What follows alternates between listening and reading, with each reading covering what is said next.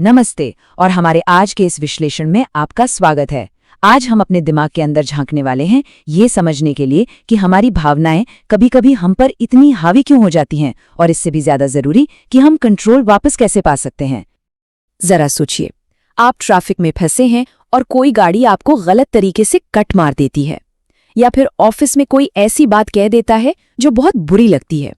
इससे पहले कि आप कुछ सोच पाएं, एकदम से दिल जोर जोर से धड़कने लगता है, गुस्सा चढ़ जाता है और मुंह से या हाथों से कुछ ऐसा हो जाता है जिस पर बाद में अफसोस होता है। ये एक बहुत ही आम अनुभव है और इसके पीछे एक बहुत मजबूत न्यूरोलॉजिकल कारण है।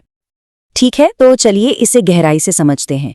देखिए, हमारे दिमाग का सबसे पहला सबसे जरूरी काम बस हमें जिंदा रखना है। ये एक ऐसा सिस्टम है जो हजारों साल पहले बना था, जब खतरे बहुत सीधे साधे होते थे, जैसे कोई जंगली जानवर या खराब मौसम। ये दिमाग का वो हिस्सा है जो हमेशा हमें बचाने के लिए सबसे बुरे हालात की तलाश में रहता है। और मजे की बात यह है कि यही पुराना सर्वाइवल सिस्टम आज भी हमारे अंदर काम कर रहा है। दिक्कत यह है कि ये एक असली फिजिकल खतरे और आज के सोशल या इमोशनल खतरे, जैसे ट्रैफिक में कट मारना या किसी की आलोचना, इसमें हमेशा फर्क नहीं कर पाता। अच्छा, इस पूरे खेल को समझने के लिए हमें दिमाग के दो मेन प्लेयर्स से मिलना होगा। पहला है अमिगडाला, हमारा इमोशनल प्रोसेसर। ये बहुत तेज है और खतरे का पहला सिग्नल मिलते ही अलार्म बजा देता है। दूसरा है प्रीफ्रंटल कॉर्टेक्स, हमारा सोचने वाला दिमाग। ये धीमा है, लॉजिकल है और मुश्किल फैसले लेता है। ज्यादातर टाइम ये दोनों मिलके काम करते हैं, पर कभी-कभी ऐसा नहीं हो पाता। और बस यहीं पर भावनात्मक अपहरण या इमोशनल हाईजैकिंग का कॉन्सेप्ट सामने आता है।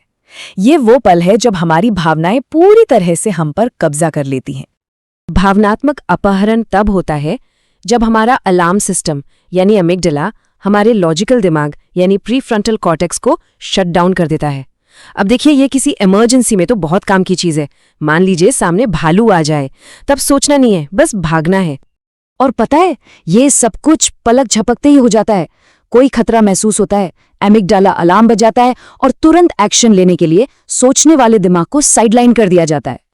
लेकिन आज की दुनिया में, आज के सोशल सिचुएशंस में इसके नतीजे बहुत खराब हो सकते हैं। जब सोचने वाला दिमाग ऑफलाइन होता है तो आईक्यू सच में लिटरली कम हो जाता है। तर्क करने की, दूसरों की बात समझने की और सही फैसले लेने की क्षमता खत्म हो जाती है। इसीलिए तो हम अक्सर ऐसे रिएक्शन पर बाद में पछताते हैं। तो सवाल ये उठता है कि क्या इस पुराने रिएक्शन को रोका जा सकता है? और अच्छी खबर ये है कि हाँ, बिल्कुल रोका जा सकता है। चलिए 4 बहुत ही सिंपल दिमागी हैक्स देखते हैं जो सोचने वाले दिमाग को वापस ऑनलाइन लाने में मदद कर सकते हैं। पहला हैक, अपनी फीलिंग को एक नाम दे। सिर्फ इतना कहना कि मुझे गुस्सा आ रहा है, प्रीफ्रंटल कॉर्टेक्स को काम पे लगा देता है। दूसरा हैक, माहौल बदलें। उठकर टहलने से दिमाग का ध्यान उस पल पर आ जाता है। तीसरा, एक छोटा सा मैथ्स का सवाल हल करें। ये सीधे सीधे लॉजिकल दिमाग को चालू कर देता है। और चौथा हैक है मेंटल लोड शेयर करना। किसी से बात करने से दिमाग को लगता है कि खतरा उतना बड़ा नहीं है। सुनने में ये तरकीबें बहुत सिंपल लग रही हैं, लेकिन इनके काम करने के पीछे एक बहुत ही गहरा और पावरफुल साइंटिफिक प्रिंसिपल है। और वो प्रिंसिपल है न्यूरोप्लास्टिसिटी। और ये एक ऐसा आइडिया है जिसने हमारे दिमाग को समझने का तरीका ही पूरी तरह से बदल दिया है। न्यूरोप्लास्टिसिटी का सीधा सा मतलब है कि हमारा दिमाग फिक्स नहीं है। मतलब हमारा दिमाग कोई पत्थर की लकीर नहीं है। ये लगातार बदल रहा है, नए कनेक्शन बना रहा है और हमारे अनुभवों के हिसाब से खुद को रीऑर्गेनाइज कर रहा है। हर बार जब हम कुछ नया सीखते हैं ना, हम असल में अपने दिमाग का स्ट्रक्चर बदल रहे होते हैं। ये एक रेवोल्यूशनरी आइडिया है। मतलब कुछ दशक पहले तक साइंटिस्ट यही मानते थे कि एक उम्र के बाद दिमाग ज्यादा बदलता नहीं। लेकिन अब हम जानते हैं कि ये बिल्कुल सच नहीं है। हमारा दिमाग पूरी जिंदगी बदलने और सीखने की कमाल की क्षमता रखता है। और सुनिए, ये सिर्फ इमोशनल कंट्रोल की बात नहीं है। न्यूरोप्लास्टिसिटी का पावर तो हमें अपनी जिंदगी के हर हिस्से में देखने को मिलता है। यही वो पावर है जो स्ट्रोक के मरीजों को दोबारा चलना सीखने में मदद करती है।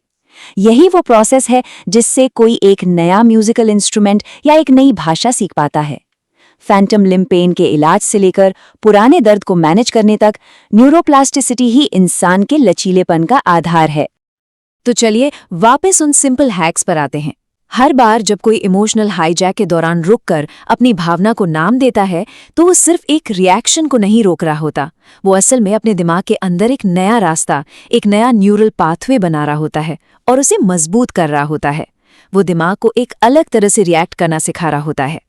जैसा कि इस फील्ड के एक बहुत बड़े साइंटिस्ट माइकल मर्जेनिक ने कहा था, दिमाग को अडेप्टेबल होना ही था। ये समझना कि हम हार्डवायर्ड नहीं हैं, ये इंसान की क्षमता के बारे में हमारी सोच में एक बहुत बड़ा बदलाव है। तो चलिए इस चर्चा को इस एक सोच के साथ खत्म करते हैं। हर किसी के दिमाग में बदलने की काबिलियत होती है। ये इस पूरी बात का सबसे पावरफुल नतीजा है। हम सिर्फ अपनी भावनाओं के हाथ की कठपुतली नहीं हैं, बल्कि हम अपने दिमाग के आर्किटेक्ट, उसके वास्तुकार बन सकते हैं। सवाल बस इतना है कि हम उसे कैसा बनाना चुनते हैं।